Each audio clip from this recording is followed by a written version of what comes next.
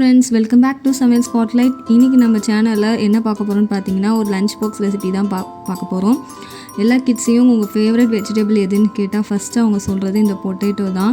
Potato வச்சு எது செஞ்சு கொடுத்தாலும் உடனே டிஃபன் பாக்ஸ் காலி ஆகிடும்.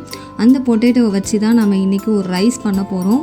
பொட்டேட்டோ ரைஸ் தான். வாங்க எப்படி பண்ணுறதுன்னு பார்த்துடலாம். வாங்க வீடியோக்குள்ளே போயிடலாம். அதுக்கு ஃபஸ்ட்டு ஒரு அகலமான பேனில் 1 டேபிள் ஸ்பூன் அளவுக்கு நெய், 1 டேபிள் ஸ்பூன் அளவுக்கு எண்ணெய் சேர்த்துருக்கேன். அது கூடவே ஒரு பிரியாணி இலை, ஒரு பட்டை, 2 ஏலக்காய், 2 லவங்கம், ஒரு அன்னாசி பூ, ஒரு அரை டேபிள் ஸ்பூன் அளவுக்கு சோம்பு, அது கூடவே ஒரு பெரிய வெங்காயத்தை நீட்டாக கட் பண்ணி அதையும் சேர்த்துருக்கேன். அதையும் சேர்த்து நல்லா வதக்கிக்கோங்க. அது கூடவே 1 டேபிள் ஸ்பூன் அளவுக்கு இஞ்சி பூண்டு பேஸ்ட் சேர்த்துக்கோங்க. அதையும் சேர்த்து நல்லா பச்சை வாசனை போகிற வரைக்கும் வதக்கிக்கலாம். அது கூடவே 2 உருளைக்கிழங்க நான் மீடியம் சைஸில் கட் பண்ணி வச்சுருக்கேன். அதையும் சேர்த்து அது கூடவே நல்லா மிக்ஸ் பண்ணிக்கலாம்.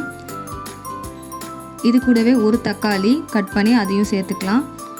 எல்லாத்தையும் சேர்த்து நல்லா கலந்துட்டு இதுக்கு தேவையான அளவு உப்பு சேர்த்து நல்லா கலந்ததுக்கப்புறம் ஒரு 2 மினிட்ஸ் மூடி போட்டு மூடி வச்சிடலாம். 2 மினிட்ஸ்க்கு அப்புறமா இது கூடவே ஒரு அரை டேபிள் ஸ்பூன் அளவுக்கு மஞ்சத்தூள், 1 டேபிள் ஸ்பூன் அளவுக்கு மிளகாய்த்தூள், 1 டேபிள் ஸ்பூன் அளவுக்கு மல்லித்தூள், அரை டேபிள் ஸ்பூன் அளவுக்கு கரம் மசாலா எல்லாத்தையும் சேர்த்து நல்லா பச்சை வாசனை போகிற வரைக்கும் நல்லா வதக்கிக்கலாம்.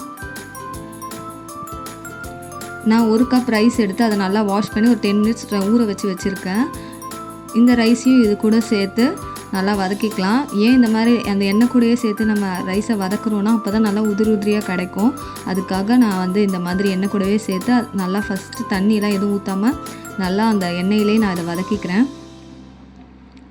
வதக்குனதுக்கப்புறம் 1 கப் ரைஸ்க்கு நான் 1.5 கப் தண்ணி ஊற்றிக்கிறேன்.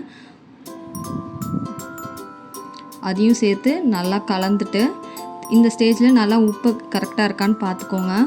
உப்பு கொஞ்சம் தூக்கலாக இருக்கணும். அப்போ தான் ரைஸ் வெந்ததுக்கப்புறம் கரெக்டாக இருக்கும். அது கூடவே கொஞ்சம் கொத்தமல்லி. இது நல்லா ஒரு கொதி வரணும். ஒரு கொதி வந்ததுக்கப்புறம் மூடி போட்டு மூடி வச்சிடலாம். இப்போ நல்லா இது கொதிச்சிடுச்சு. இப்போது மூடி போட்டு சிம்மில் அடுப்பை வச்சுட்டு ஒரு 10 நிமிஷம் அப்படியே விட்டுடலாம்.